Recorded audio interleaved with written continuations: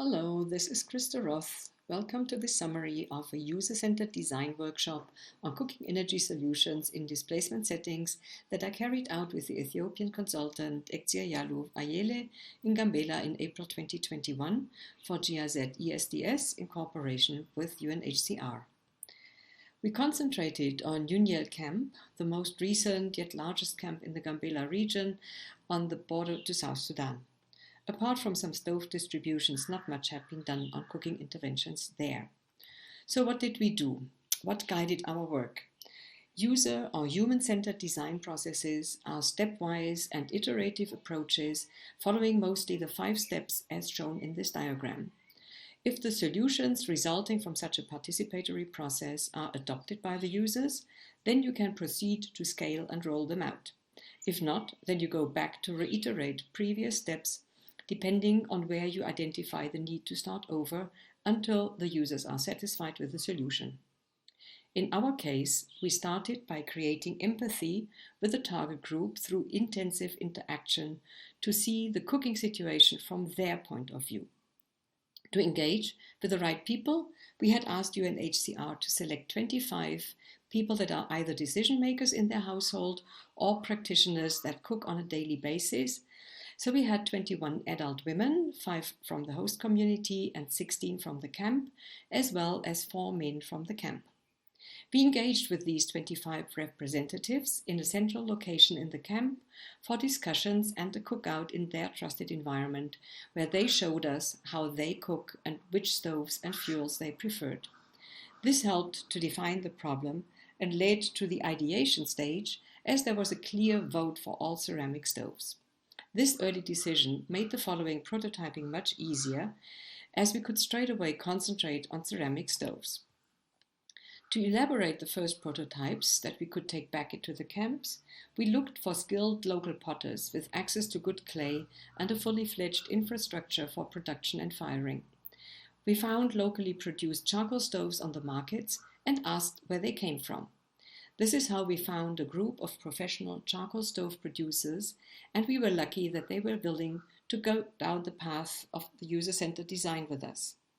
They helped us with the prototyping and showed interest not only to add new products for firewood to their current portfolio of stoves, but also building up markets and supply chains for them in the long run should the products be successful.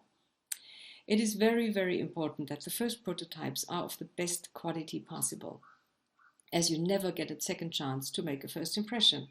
So if you bring inferior quality to the users, you risk to damage the reputation of the improved stoves and jeopardize the entire endeavor of a user-centered design before you have even really started. We came up with 14 different prototypes that we took to the camp the following week. Based on the user feedback, we then selected the most liked stoves and let everybody choose a stove from that shortlist. So far, the usage is good, and it looks like the solutions are adopted, and we do not have to go back to the ideation stage. As part of due diligence before scaling the production and rolling out, the prototypes are tested for fuel consumption by a government entity and evaluated with further in-depth interaction with the users to refine the cookstove models. So how did we do this? We had 3 days in the camp. Day 1 as silent observers walking through the camp to observe the prevailing baseline cooking scenario. This is, at least during the dry season, mostly an outdoor open fire with firewood collected in the surroundings of the camp. Day 2 served to create a common understanding on their perspective of the current cooking situation. On day 3, we organized a cookout where the participants proudly prepared their traditional dishes from South Sudan and the Gambella region. The refugees especially were very excited about the prospect of tasting their favorite foods that they normally lack, as they can't access or afford the ingredients in the camps. This created a positive mood with joyful interaction in a very trusted environment.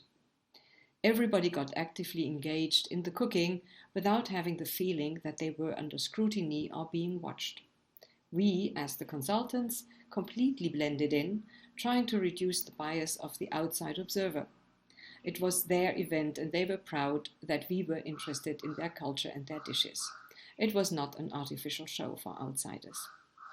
The free choice of fuels, stoves, ingredients, and location of cooking gave us very valuable insights in the choices, and we started to understand the practices and steps involved to prepare the dishes.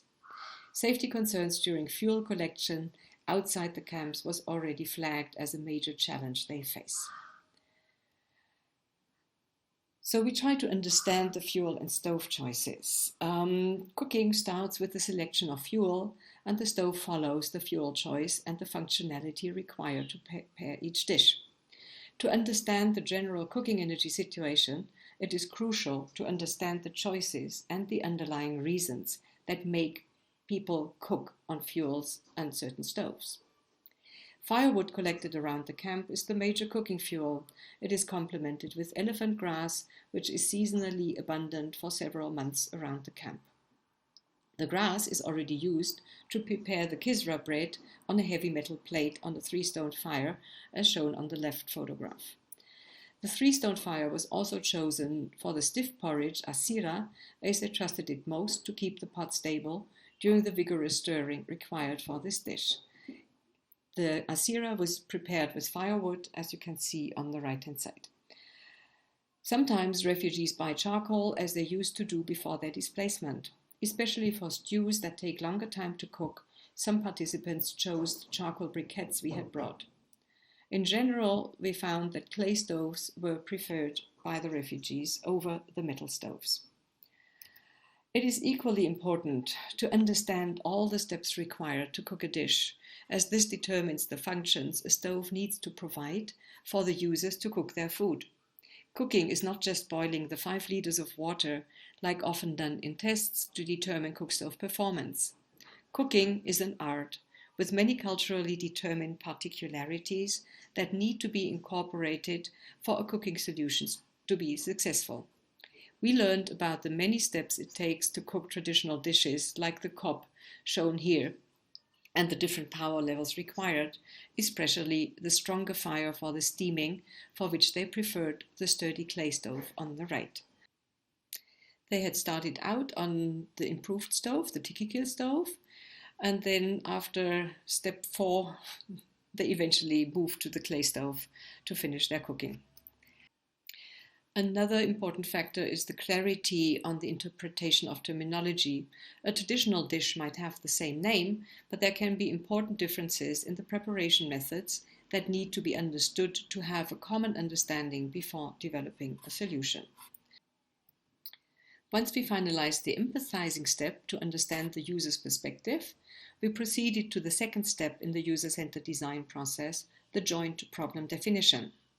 We had done that in 2 iterations, first with the users directly after the cookout, and continued the following day with a multi-stakeholder expert panel, including 5 of the representatives from the cookout. One of the most valuable insights during the cookout was regarding the improved stove models that are commonly distributed by organizations in the camps. Both of these stoves were abandoned in the process of cooking, and the users made a beeline to finish the cooking on other firewood clay stoves once they had become available. When we asked them for the reasons, they both said that they wanted more heat than the firepower of the improved stoves that are manufactured in Addis, and the higher heat and the faster cooking made them choose the locally produced clay stoves with the larger fire chamber. This was unanimously confirmed by the other users in the group discussion, so an early decision was taken to focus only on locally made clay stoves in the solution-finding process. Based on the observations during the cookout, we underlined and analyzed the major problems. Not cooking is not an option, so they are forced to risk their personal safety to obtain the vital cooking fuel. The refugees all agreed that their biggest problem was the lack of protection during firewood collection outside the camps, as they are then exposed to attacks from humans and animals, which is a threat to their lives and well-being. The underlying reasons for the situation were stated as lack of access to fuels in the camp, followed by the fact that they lack access to fuel-saving stoves, which could help them to reduce the frequency of firewood collection. Although the host community brought in the perception that the refugees are depleting their natural resources as they collect wood in the same areas, in the end all users agreed on the statement that the biggest problem was the lack of protection of the refugees during firewood collection outside the camps. Leading into the ideation stage, we evaluated their perception on different fuels and stoves and found that they didn't appreciate the charcoal briquettes as they were difficult to ignite and the low density led to crumbling and poor performance. When ranking the stoves according to their preferences, the 3 locally made clay stoves came out top, so we asked the participants to design their dream stoves based on the features they liked most from these 3 models. The result was a sketch of a pure firewood stove and a flexi-fuel stove that can also be used with charcoal when the fuel is available. You see them sketched here on the right-hand side. After the problem definition with the users, we invited 5 representatives to continue the discussion at the Gambella office of ARA, the Administration for Refugee and Returnee Affairs, with other stakeholders and different areas of expertise broadly related to cooking energy from the district authorities, ARA, UN agencies and their implementation partners, universities, technical training colleges, etc. As there was the early decision to develop solutions based on locally made clay stoves, we had also invited local potters engaged in charcoal stove production.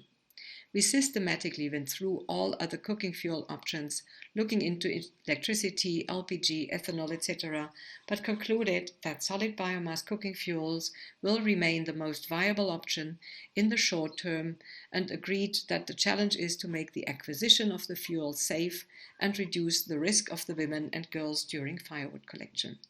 Eventually, there should also be a consideration to find solutions that biomass fuels should come from sustainable sources. If the refugees stated that their biggest risk is the lack of protection when going out for firewood collection, we consulted with wider stakeholder panels of refugees, host community, and the experts what could be done to minimize that risk. This led to the revised joint problem statement, reformulated to minimize or suppress collection of fuel wood by refugees around camps, as this should address the root cause of the protection risks during fuel wood collection. It was agreed that in the short and medium term, solid biomass fuels are the only viable option. Further analysis of the problem was pointing to 2 areas of potential solutions to be further explored in the ideation stage. The first area aims to reduce fuel needs through technology or techniques, that is in blue and grey in this circle, and the second area looks at increasing access to alternative fuel sources. One aspect is how to make fuels from alternative sources in the region available that are currently underutilized or don't reach the camps, and the other aspect looks at mechanisms for the most vulnerable groups to access those fuels. We continued the multi-stakeholder creative process to come up with ideas for many alternative options to address the root causes of the problem that we jointly identified. And we grouped these in 4 categories, including techniques and/or technologies or other interventions. Minimizing the frequency of firewood collection from currently 3 times per week to once per week can potentially be achieved through a combination of behavior change and practices, like including the collection of alternative fuels like grass when in season, as well as the adoption of fuel-saving technology once available. This is, in the field of action, what the refugees can do. Going a step further to completely suppress the need for fuel collection by creating access to alternative fuel sources, estimated at about 1/3 of the current fuel use, is outside the level of what refugees' actions can do. But it would require the engagement of a wider network of stakeholders like ARA, UNHCR, and partners from government, NGO, and private sector. The group agreed that there should be 2 ways of access, through markets for those who can afford, and through transfers for those who can't, in order to leave no one behind. In the framework of our 12-day assignment in the field, we focused on solutions that lie within the roles and responsibilities of the refugees, and more specifically take the fuel-saving technology to prototyping and testing stage. For the other areas, we did not go beyond the ideation stage under this assignment, but elaborated recommendations on the ways forward. Based on the joint problem analysis with the users and experts on the technology side, we focused only on firewood-saving clay stoves and had an ideation session on the 9th of April at the Technical Vocational Training College and the clay stove producers were part of that. We defined guidelines of the desired features of the stoves that the users had expressed and recommended measurements to follow in the prototyping stage together with the stove producers. We included also fuel-saving techniques and practices in the ideation stage, as there are many options how people can save fuel by changing their behavior and adopt new techniques and practices. For example, one can save firewood by drying the firewood in the sun instead of wasting wood energy to dry it out in the fire. Ingredients cut in small pieces cook faster and reduce fuel need. Water can be preheated at household level without a big investment in a simple plastic bottle on a dark surface. Foods that take long to cook can be placed in a heat retainer once brought to the boil and finish cooking without additional firewood. Substituting or complementing firewood with other fuel sources further reduces firewood use. Access to alternative fuel solutions to firewood collected around the camps is often beyond the reach of individuals in the camps. Creating access to alternatives needs the facilitation by the larger humanitarian and development community, including government and private sector. Alternative fuel solutions can come from many different sources. Unprocessed corn cobs can be utilized directly as cooking fuels, but the accessibility needs facilitation, for example by organizing deliveries to the camps and then setting up distribution mechanisms by targeting vulnerable groups, for example. Other residues available in larger quantities on commercial farms in the vicinity could be transformed into briquettes. Uncarbonized briquettes can substitute firewood. Carbonized briquettes can substitute unsustainable charcoal. Alternative fuel supply chains of firewood could be encouraged either to bring in wood from existing plantations outside of the region, or it could be planted within the region. These are just some potential options, but the process to bring them to reality needs a facilitated joint effort of stakeholders beyond the refugees in the camp. But following the concept of user-centered design, the user should be involved in the process from the start. How did we prototype the technology? Based on our learnings, we had agreed with the refugee and host communities on the basic features of 2 stove models for firewood and charcoal they would like us to prototype. We were able to accelerate the prototyping by working with professional charcoal stove producers from Gambella. Please remember that there is no second chance to make a first impression, and it is very, very crucial for the success of the entire user-centered design approach to present the best quality of prototypes to the users if you want to increase the chance of acceptance. Thanks to the experience, skills, and the existing infrastructure of the potters, we were able to construct 14 different prototypes in only 2 days. The potters knew how to fast-track the drying of the stoves as they knew their clay, without compromising the quality, so that we managed to fire them and take the fired stoves back to the camp for the next scheduled meeting with the users. We also developed basic tools for the potters to ease and standardize the construction of the stoves, and discussed options with the producers how to improve the firing and transportation of the stoves to reduce breakages and increase quality of the stoves.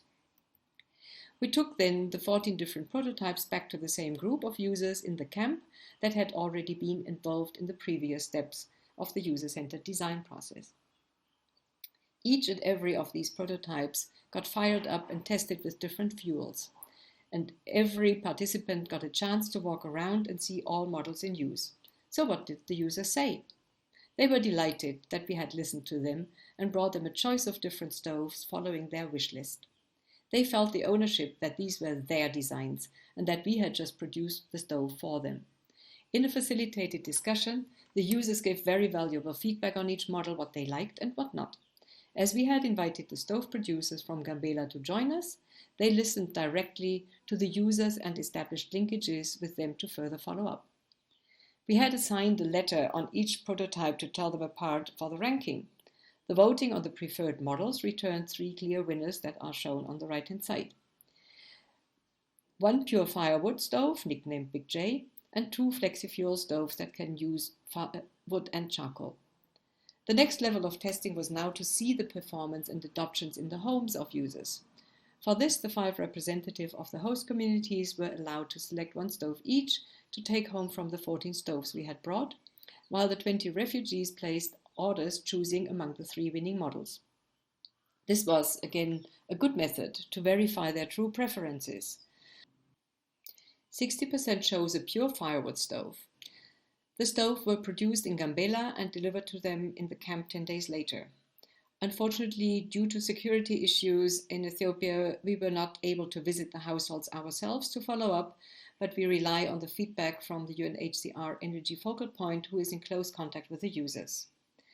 He reports that after 5 months, all stoves are still in regular use, and the users say that they reduced the frequency of firewood collection from 3 or 4 times to once or twice per week.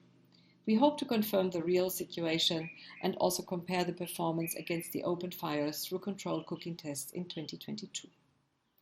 For an official report on the performance regarding fuel use, we engaged stove testers from the Ministry of Water, Irrigation and Energy to carry out water boiling tests by which they determine the thermal efficiency of a stove.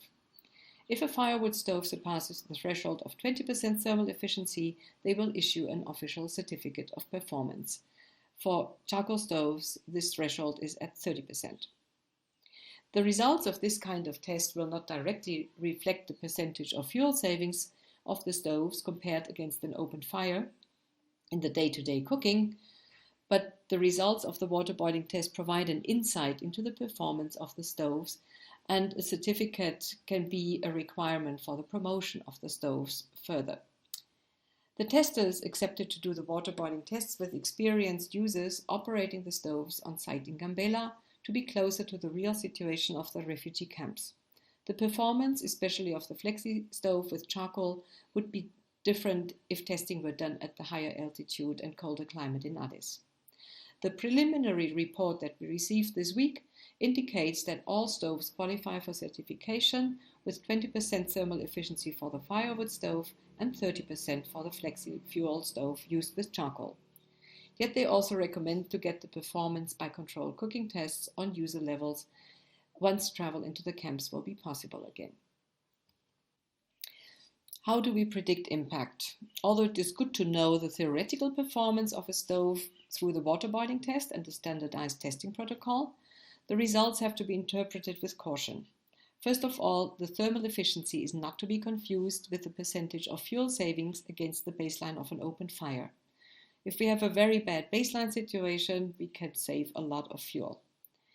Savings have to be put into context of the reference point and also depend on how the user operates the stove. And then the impact of the potential savings is not only determined by the performance of the stove, but it is a multiplication of 3 factors: performance, adoptions, and scale. If any of these factors is low, the product, meaning the overall impact, will be low. So we created different scenarios to estimate the impact on firewood savings, assuming a similar investment of $50,000 into either 2,500 stoves from Addis at $20 a piece, or 25,000 locally produced stoves costing $2 per piece.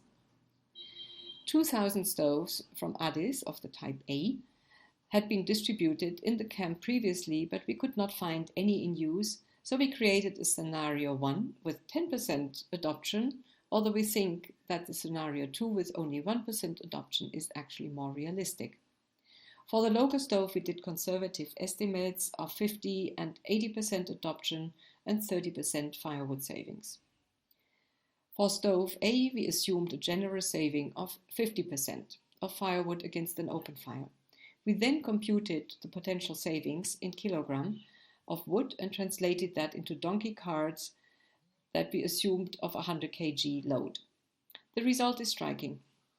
Even in the best case scenario A1, with 10% usage of the stove, only 6 donkey carts could be saved per day, whereas if the less performing local stove would be used by only half of the users, it would be 30 times more. We think 50% uptake is a very conservative estimate, as the reports from the camp currently give us 100% uptake. So the picture is clear. Adoption and scale can matter more than performance of an individual stove.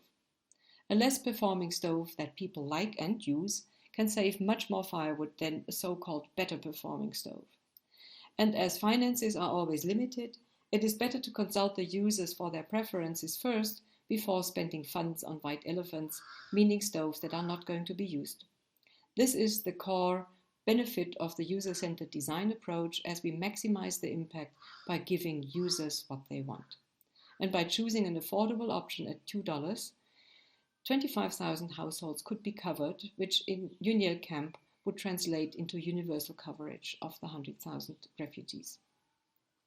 It is time for a paradigm shift away from focusing on performance of a stove to adoption by the users. And if affordability of the technology is considered, scale is easier to reach. As some users can afford to buy a stove at $2, they would need to have access through markets in or near the camps. In order not to leave the more vulnerable households behind, other ways to create access to the stoves need to be explored. The table shows all the details of the assumptions we made. You can read the details at your own convenience. Therefore, I'm going to skip this slide and go what we did on testing the stoves and the user feedback on the prototype fuels. It was not surprising that primarily they appreciated the fuels they knew. Their top preference is firewood, but they would use any other fuel that can reduce the need to collect firewood, if the fuels were available in camp.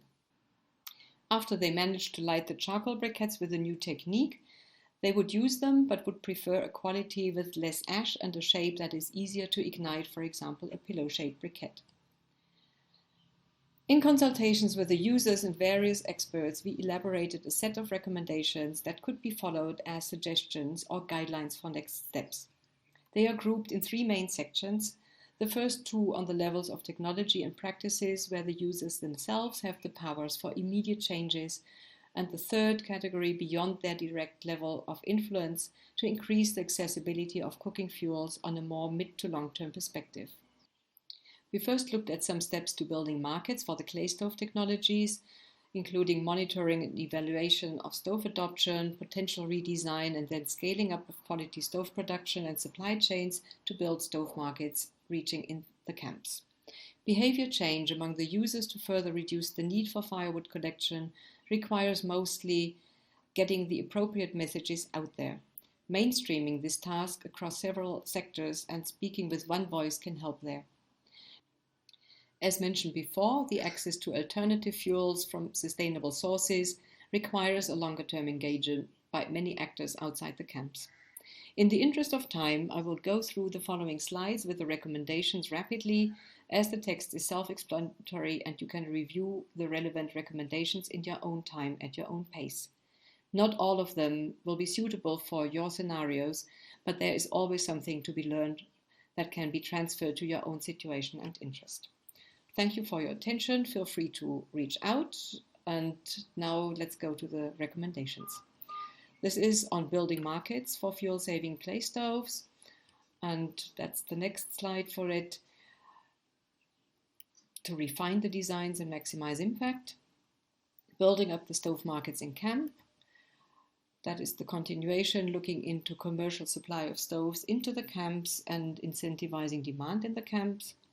Scaling up of quality stove production with better firing techniques, where we have already the feedback that they have adopted the kiln technology that we brought in from Malawi, and they like it. They use it now also to produce their normal charcoal stoves. The added benefits of the local procurement are obvious, but we really recommend that you only expand your producer base once the product is established. Other producers might be trained nearer or within the camps, but never start with unexperienced people. First of all, it takes time, and secondly, it risks the reputation because the product will not be really good.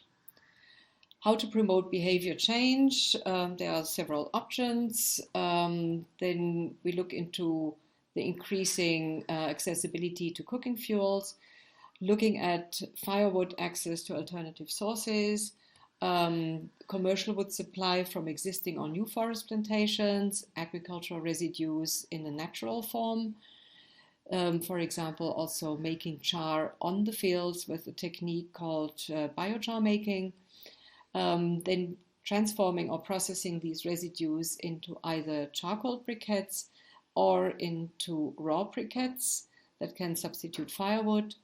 And we end in looking at purposely grown energy crops, where we have 4 different categories: bamboo, short rotational energy plantations, or trees within camp, agricultural plants that provide both food and fuel, for example, like the pigeon peas, with an example from Malawi.